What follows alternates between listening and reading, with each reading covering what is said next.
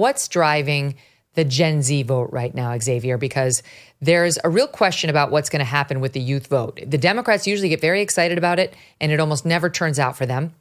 And right now, if you look at the youth vote, more and more young men are pro-Trump, and young women, because single women across the country are pro-Harris. By some, like 72% of single women are pro-Harris. So what do you think is going to happen with them?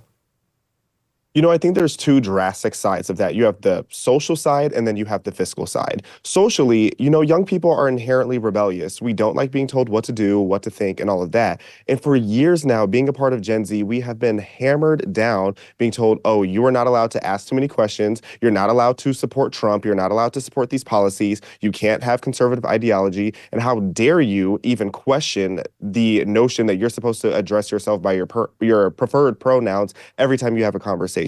Gen Z is sick of that. So we have been rebelling against that. And that's why you see so many prominent Gen Z influencers and media personalities who are coming out and speaking against that entire narrative and are being more unapologetic in their belief systems. And then also asking the questions of, am I supposed to be comfortable with the fact that nobody can afford a home? The fact that there are illegal immigrants creating so much crime in our cities, that our border is wide open. We've been told for way too long that we're not allowed to question that. And now it's the Barbra Streisand effect. By trying to take our attention away from the issues that matter most to us, it has made us hyper-focused on these issues, and it's waking a lot of members of Gen Z up.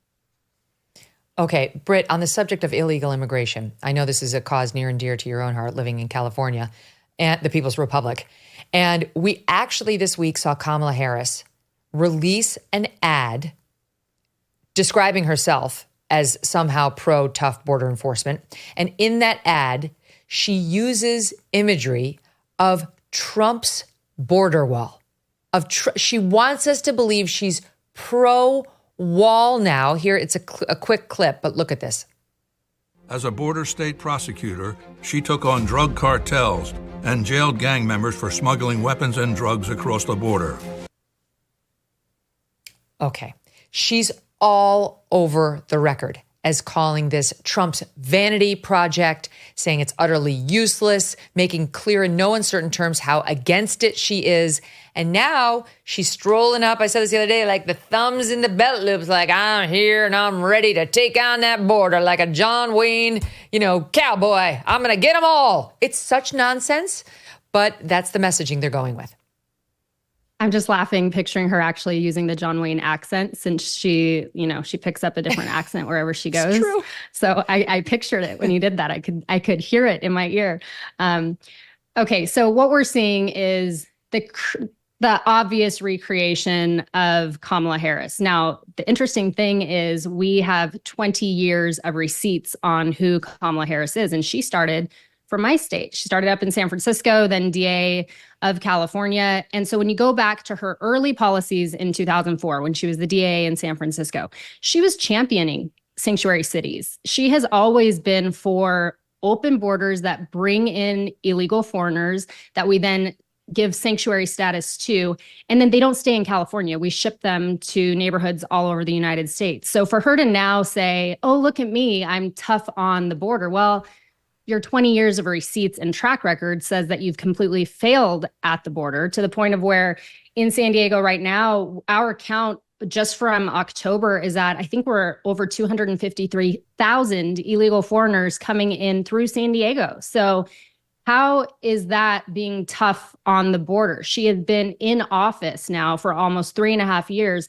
But on top of that, where we've seen millions of illegal foreigners come through her broken border, we have 20 years of history that shows that she championed the exact policies that have now brought us to this place. But they are lying liars, and they push propaganda to make the public believe that she built that wall. She is tough on border. She's not.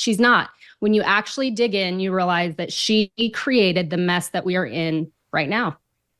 We just saw, Britt, Nancy Pelosi saying what she really wants is to make all the illegals documented. She wants them. She went on Bill Maher and made this very clear, because they're now pushing to help the illegals get homes. They want the California taxpayers to help illegals get homes which, correct me if I'm wrong, but that could be considered a magnet. Absolutely a magnet. So California legislature, in their psychotic pushing of bills that are aimed against California citizens, just passed. It's going to be on Newsom's desk. He has until September 30th now to sign it. They passed, which means that our politicians agreed and said, yes, we think this is a good legal idea to give illegal foreigners an opportunity to a $150,000 taxpayer paid. We paid for it. It's our money. $150,000 loan that may never need to be paid back. The writing is so ambiguous in this law. And here you have Nancy Pelosi asked about it on Bill Maher, and she goes so far to not only defend the $150,000 home loans for illegal foreigners, and we can't even afford homes in California as Californian citizens. She goes on to not only defend that, but then she says, I think that all these undocumented should be documented. That literally saying the quiet part out loud. This is how deranged California is. And we spit out insane politicians like Kamala Harris, who is now championing herself as something that she never was. She'll California, the United States. She sent out the tweet in 2017 saying there's no such thing as an illegal undocumented person. She doesn't believe that they've committed any sort of a crime. And indeed, there is such a thing. She doesn't, I guess, know that the law does not allow unauthorized entry. And if you cross that border without permission and just waltz into the country and try to stay here, you have committed a crime. On the subject of her fakeness, Xavier, she does I haven't heard the John Wayne yet, but she has been busting out the accent depending on who she's talking to. We cut these sound bites the other day and played them, and it sounds very different, right? She's in front of a largely Black audience in Detroit, and she's dropping the R's at the end of her words, and then she goes to Pittsburgh, Pennsylvania, and she sounds like her normal self again. Here are two examples with those butted sound bites showing the difference. Let's just get through the next 64 days. So, friends, 64 days until the most election of our lives. You better thank a union member for the 5-day work week. You better thank a union member for sick leave. You better thank a union member for paid leave. You better thank a union member for vacation time. You may not be a union member, but thank unions for the 5-day work week. Oh my God, I have secondhand embarrassment. For the 8-hour workday. Thank unions for sick leave and paid family leave and vacation time. What do you make of it?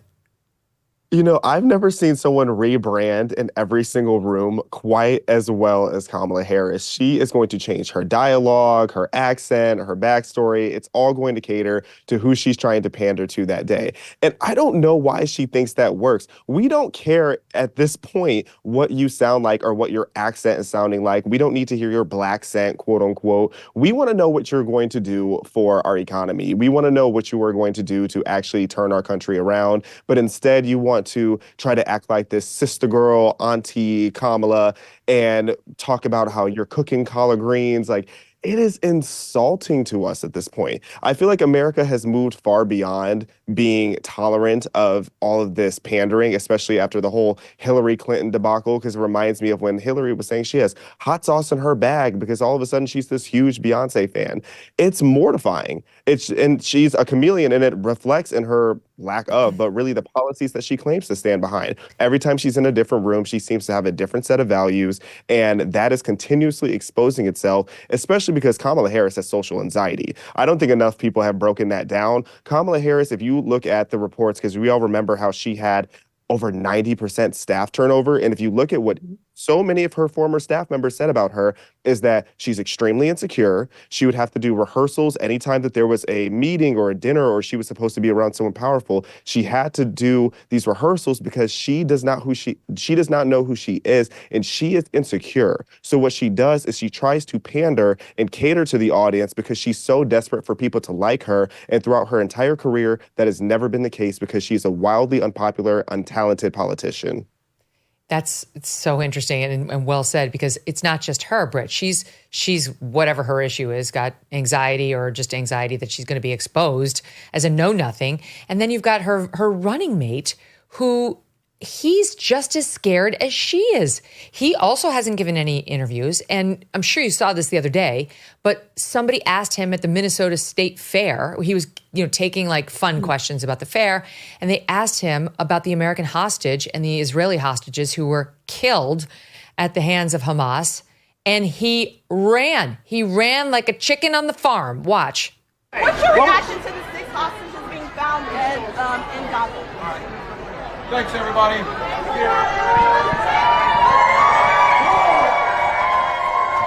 He heard it. He said, thanks, everybody. He turned and he got the heck out of there.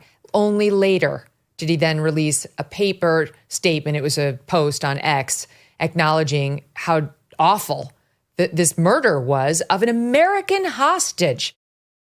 Did you know there's nearly $1 trillion of infrastructure and pandemic funds yet to be spent? That's right. There's a massive amount of money that the lame duck administration is pushing hard to spend in their last few months. If the president is able to push these funds out, we could see another prolonged inflation surge, just like during COVID. But there's hope. A gold IRA from Birch Gold Group can be an inflation hedge for your savings in uncertain times. To see how to protect your IRA or 401k, get your free info kit on gold by texting MK to 989898. Birch Gold makes it seamless to roll over your retirement account while preserving your tax-advantaged status. Don't wait for the president's spending spree to potentially tank the dollar further. Protect your financial future now. Text MK to get more info. And text my initials to the number 989898. That will bring you your free info kit from Birch Gold. Thanks so much for watching. If you like what you just saw, hit the subscribe button for more clips and full episodes.